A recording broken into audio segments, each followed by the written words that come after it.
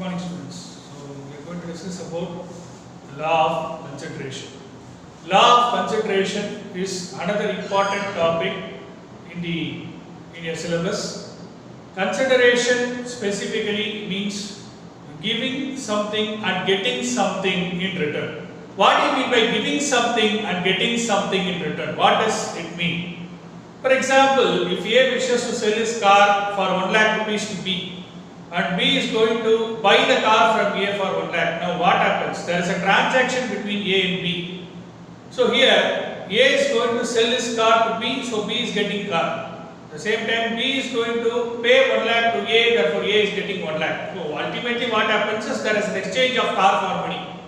There is an exchange of car for money. So you exchange one thing and you get something. Ultimately there is a kind of a sacrifice. What do you mean by sacrifice? For A he is sacrificing his car, for B he is sacrificing his money. So ultimately it is a sacrifice for a sacrifice exercise. This is called a consideration. So both the parties should ultimately stand to win or lose out of the transaction.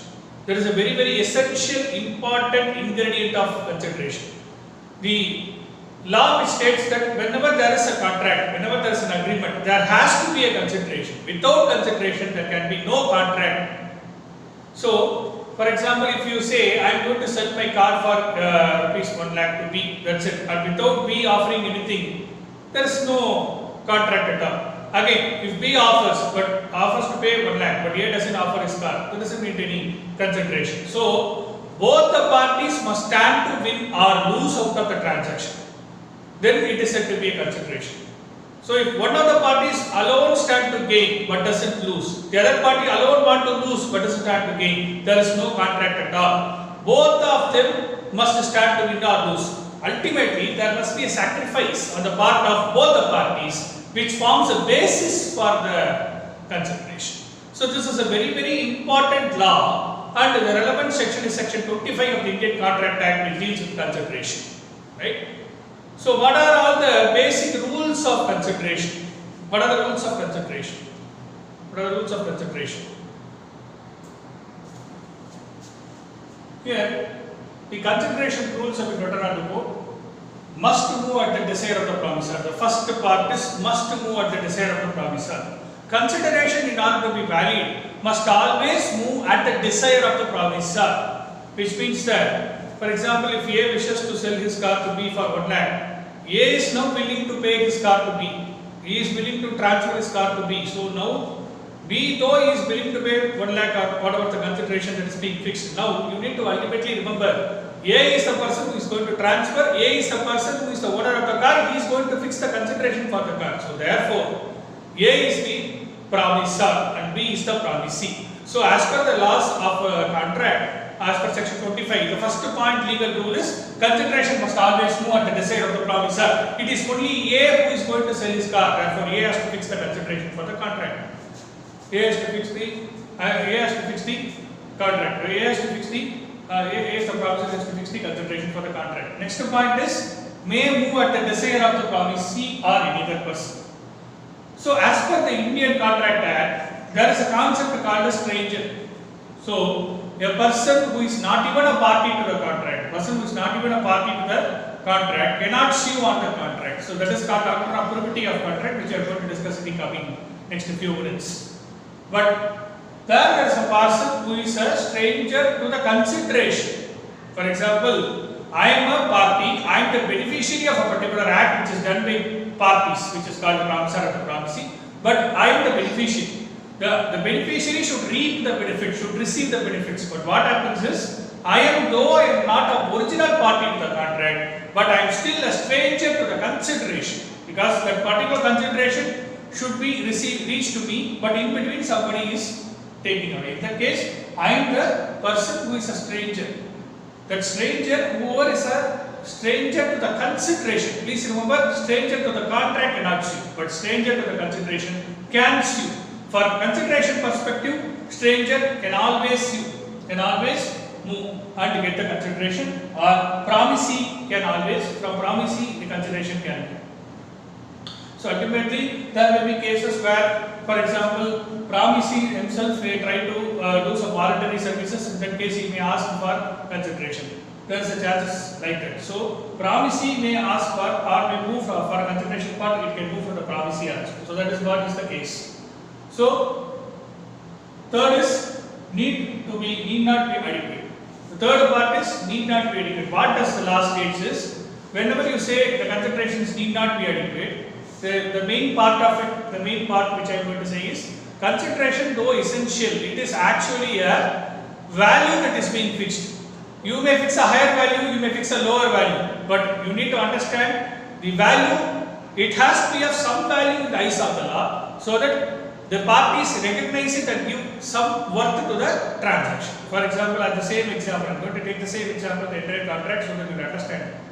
A is going to sell 1 lakh to B, the car worth. So, okay, what happens is the 1 lakh worth the car is going to sell it for 25,000. Again, the loss is for A because he is going to sell the 1 lakh worth of car for 25,000 to B. But you need to understand, the value is 1 lakh, the worth is 1 lakh. He may even sell it to 90,000, he may even sell it for 75,000, he may even sell it for 20,000, even 10,000, 5,000.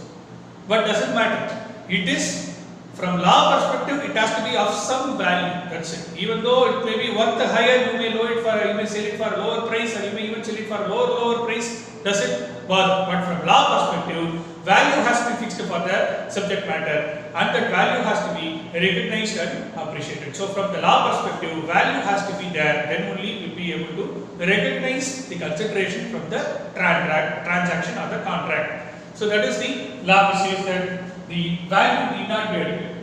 Next, must not be unlawful. Next point is must not be unlawful. For example, if there is a contract between A and B, A is going to sell a contract or let out his house. A is the owner of the house, he is going to give his house to B for doing some smuggling business. There is an agreement between A and B that smuggling will be done only during night. So B is going to rent his house to B. B is going to pay the rental consideration for whatever is the rent fixed by A is going to pay that. But you need to understand, the house is being rented not for residential purpose, the house is being rented not for commercial purpose, not for business purpose, it is for meeting smuggling. Smuggling is one of the illegal activities which is recognized under India as a part of illegal business. Therefore, you would not be able to do a contract or recognize a consideration for an illegal, unlawful purpose. Please understand. Then must be an act of forbearance or return promise. Act of forbearance, what does it mean? That there may be a feelings, there may be an action, or there may be any kind of signs and symbols which represent forbearance. There may be a case where I make a promise, the other party makes a promise. So promise for a promise, that is also a consideration. And the third is there may be an act. Act means the physical act, the act which is being performed. Therefore, it may be an act, it may be a forbearance, or it may be a return promise. The last is it must be past, present, or future. You need to understand the sixth point is it must be past, present, or future. Past, present, and future means when you receive a consideration for the past services.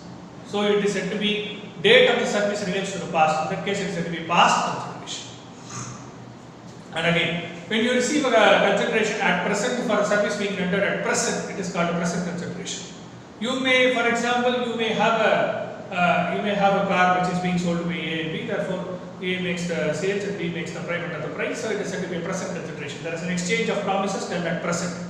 Okay, there is no service rendered in the past. There is no service rendered. There is no payment rendered in the past. Nothing like that. It's a present transaction. The third is future consideration. For example, there is a book house dealer. Okay, so he is going to give 10,000 worth of books to a wholesaler. Okay, that wholesaler is going to buy the books from the distributor or for the respective person, and he is going to sell it to the ultimate customer. But this 10,000 worth of books is around comes to worth of around 10 lakhs or something. So he is going to get this books of worth. But what happens is the wholesaler says, I will pay the consideration. I will get you the books from you now. I will get the 10,000 books from you now, but I will pay you 1 month later. So in that case, the consideration relates to a future date because the date of the payment is said to be done in the future. Therefore, said to be future consideration. So this is the basic important 6 important rules of laws of consideration. Let me go through the first. Must support the desire of the promisor, may move from the promisee or another person, need not be adequate, must not be unlawful, must be an act, forbearance or return promise, may be past, present or future. So these are the very important cases which are there. You need to be understand very clearly about these specific points. Then comes the next topic, no concentration, no contract, section 25 exceptions. When you come to exceptions category, what are called exceptions? There is always in the law main rule and the general rule, or we also call it as an exception rule. So main rule is something where you are actually prescribed that these are the rules you need to follow. You are very clear that you need to follow. There is no exception. If you deviate, there will be punishment, there will be penalty, there will be prosecution, there will be next set of offences which are getting punished as per the law, right? So those are the things which are we called as consequences of the power that we discovered as Tamil we call powers, so consequences of the acts that we do. So these consequences will be penalized and punished accordingly. So there are always a category like when main rule is there has to be exceptions. When a main actor is there has to be side actor in the film, right? In the same way. When has to be a main actor is there has to be side exceptions. What are the exceptions? Law states that whenever when there is no concentration, there cannot be a contract. It is very clear. But there has to be allowed certain exceptions. You cannot work without exceptions. So law clearly states these are all exceptions where even though there is no contract, even though there is no concentration to the contract, your contract holds good, it is still valid and binding. What are all the rules? What are the exceptions? First is love and affection. Love and affection. If the parties are of such a nature that they are standing in near and dear relationship, they are closely related to each other, that is what they call, and there is an agreement between them, and the agreement between the parties are in writing and it is registered. Please understand there are 5 points. There is a near and dear relationship. So out of natural love and affection, there is an agreement between parties. The agreement should be in writing and the agreement must be registered. These are the 5 conditions if they are satisfied. Then there exists love and affection between parties, and therefore for such contracts agreements there is no need for consideration. Section 25 exception.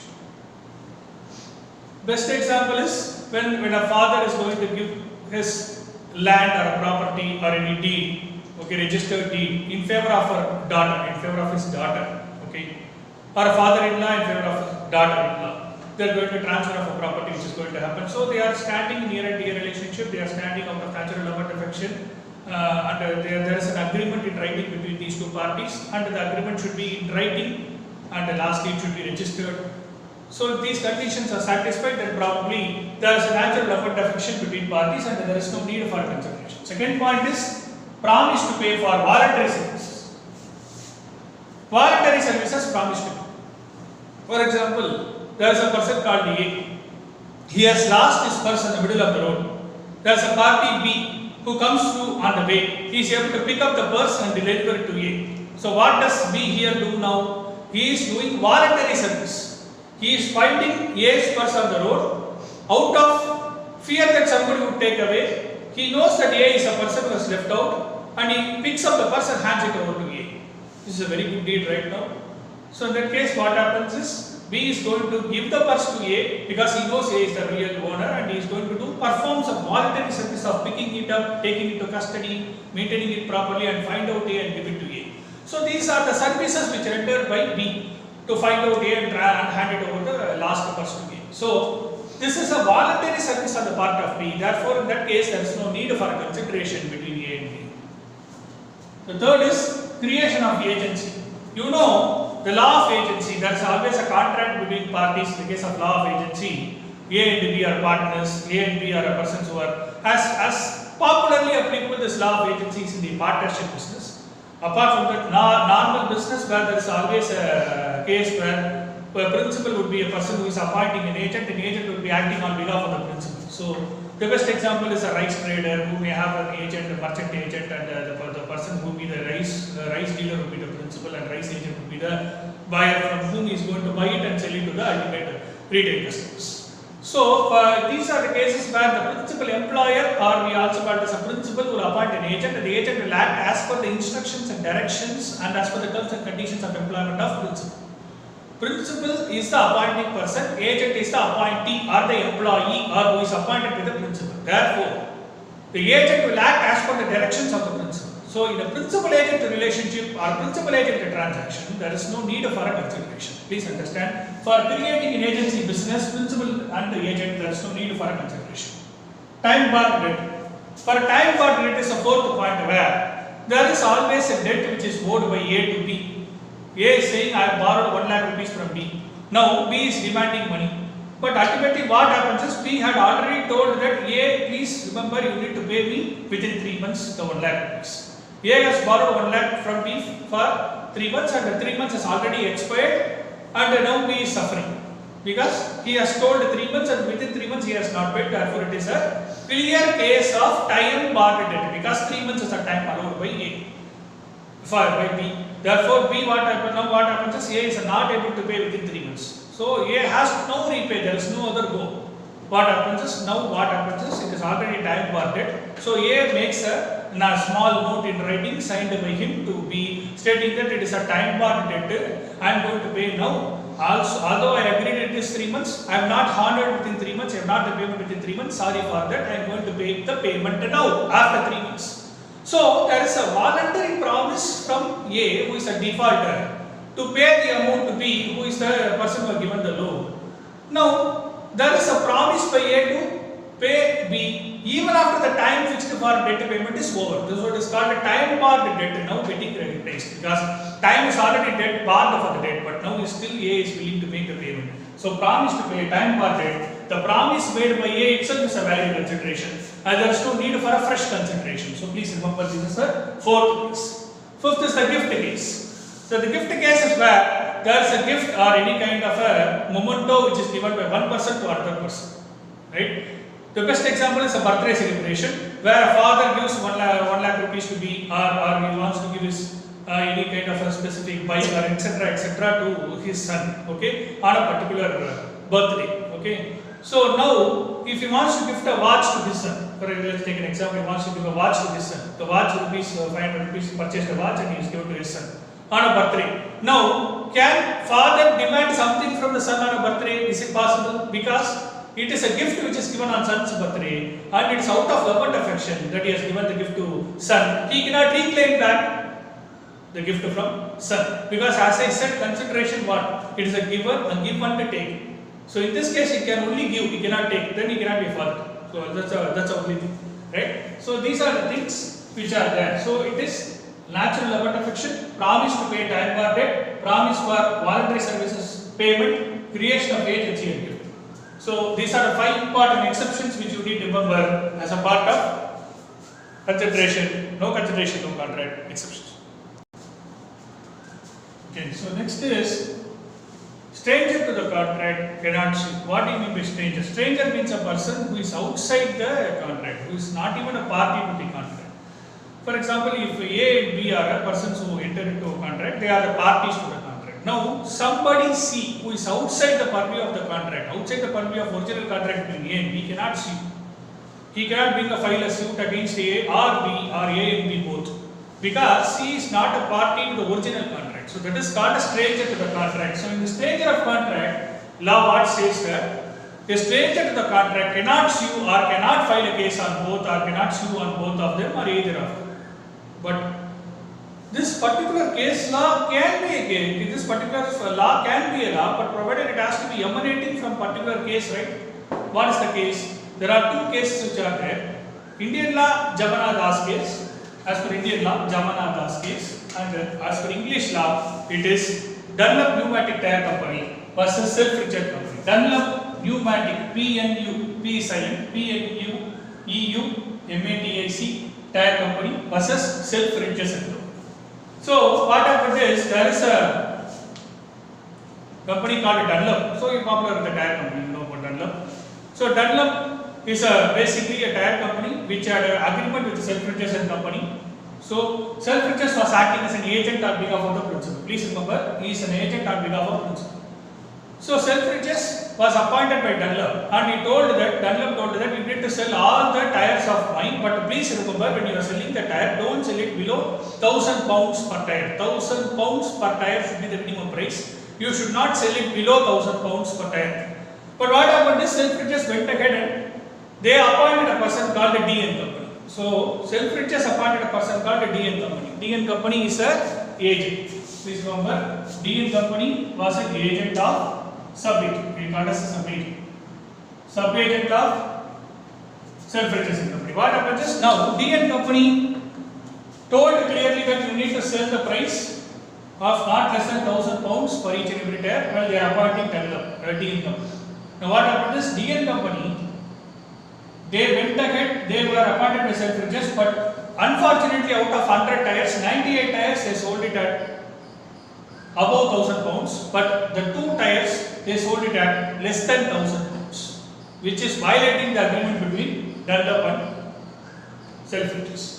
So because of this wrongful act done by DN company, it came to the knowledge of Dunlop Tire Company. So Dunlop Tire Company filed a direct case on DN company. Please remember, he filed a case on DN company. There is, as per the contract, there has to be original parties between Dunlop and Selfridges. How can Dunlop directly file a case against DN company? Was the case. So now the court case went to the court and court held that parties has to be Selfridges and Dunlop. If Dunlop has a problem, they have to file only against Selfridges. They cannot directly file a case against DN company. Please remember, because DN company is a third party to the original contract. Therefore, the case was dismissed on the grounds that the stranger cannot sue on the contract. You need to be very, very clear. So, it's a very popular case in English law, Dunlop versus Pneumatic Tire Company. So, as per the rule, what I said is stranger to the contract cannot sue. But again, as per a main rule should be there, there will always be exception. So, exceptions of the doctrine of privity of contract, which we state, the doctrine of privity of contract is an English term which is similar to the English law, which clearly states that which resembles the term that stranger to the contract cannot sue. It is obviously the doctrine which popular English law framers have made it. It is called doctrine of privity of contract. So, doctrine of privity of contract has certain exceptions where it says that stranger to the contract cannot sue exceptions. What are the various exceptions? First part is trust. Second part is marriage settlement and family partition arrangements. Third is assignment. Fourth is agency. First is trust. What do you mean by trust? Trust is something which you repose in confidence. When you believe a person, you are making a trust on him. You are keeping a trust on him. When you, for example, if you are saying some truth, it's a popular thing which happens in everybody's life. When you are actually making a statement to a friend, you are saying that, hey, don't say this to anybody, I am going to say only to you. So why are you saying that statement? Because you are having a faith or you are having a trust on that particular person. When you divulge a statement, you will not actually tell it to any other person. So that is called a trust. It is a simple example. So let us take if we come to the contract law, we take one popular example. There is a trust which is created. The trust is created by the author. He is going to have a 1 lakh rupees worth of benefits that has to go to the handicapped children. Please understand, the children are handicapped children. They are not able to walk, they are only able to crawl, they are not able to walk. Those kind of physical disabilities are there. So you need to remember, the persons who are physically disabled, who are not able to carry out their ordinary activities are called handicapped persons. So those handicapped persons benefit is going to have create a floor, he is going to afford a clothing, he is going to give a food, he is going to give shelter, those kind of benefits. The benefit is worth 1 lakh. It has to ultimately reach the handicapped person. The person who has created the trust is the author of the trust, who is called the founder of the trust. But you need to understand, the trust will not have trust who is the founder. The trustee, we call as a person who is managing the trust, or the author will not have always the time to manage the trust. He will appoint a set of people called trustees. The trustees will manage the trust, will keep the proper books of accounts, will keep all the list of activities rendered, they will monitor the activities and they will report to the author of the trust. So author will take the report and he will find out what got wrong, what is going wrong, whether everything is going fine. He will monitor that and he will actually keep going. So this is the way it is being done. One day what happened is, the trustee who is the owner of the author of the trust had stifled all the money. He was not giving any benefits to the handicapped children. Though the trust is created for the benefit of the handicapped children, he is swindling all the money, running away one day. The police caught note of him and the case went to the court and court held that. This is a popular case. Case law is not known, but it's a popular case. what happened is, on behalf of the handicapped people who are the beneficiary, the handicapped people are the beneficiary, the children. So they sued for the benefit and the court held that yes, it is a trust created, the trust is created for the benefit of the handicapped people, so the benefit should go to the handicapped people. The author of the trust should be arrested and put in the jail, and the money should be recovered and given to the handicapped. So in this case, it is a trustee, which is exception. Though the handicapped people are not a original part of the parties between the original contract where author is there and the trustee is there, contract is created.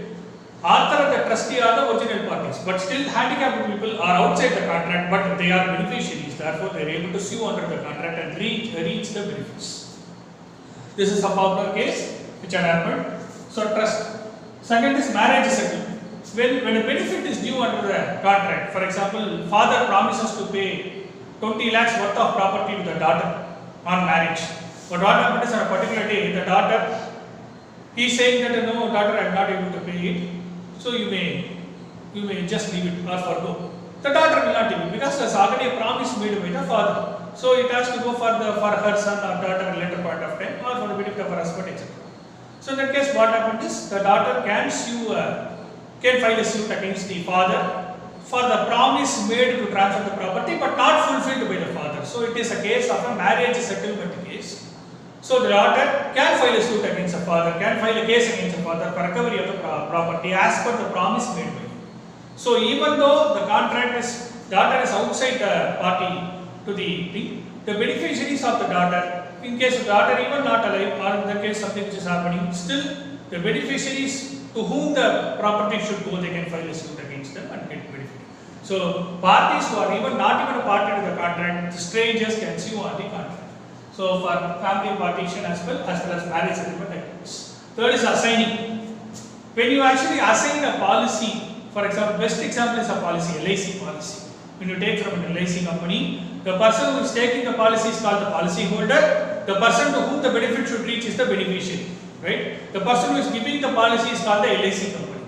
So LIC company is the person giving the policy, person taking the policy is the policy holder. There is an agreement between policy holder and the LIC company. There is an agreement between policy holder and the LIC company. Please remember. So LIC company and the policy holder are the original parties to the contract.